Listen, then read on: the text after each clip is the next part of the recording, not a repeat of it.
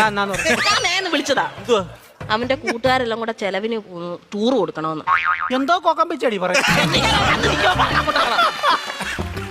കൂട്ടുകാരെല്ലാം കൂടെ ടൂറിന് പോകുന്ന ചെലവിന് കൊടുക്കണമെന്ന്. കൂട്ടുകാർക്കെല്ലാം കൂടെ ചെലവിന് കൊടുക്കണം. ഞാൻ കൂടെ ഉണ്ടാക്കി വെച്ചേക്ക് പോണം. അതല്ലെന്ന് കുഞ്ഞിന് എന്തേലും കൈമണി കൊടുക്കാനെന്ന്. എവിടാ പോന്നെ? എവിടാടാ പോന്നെ?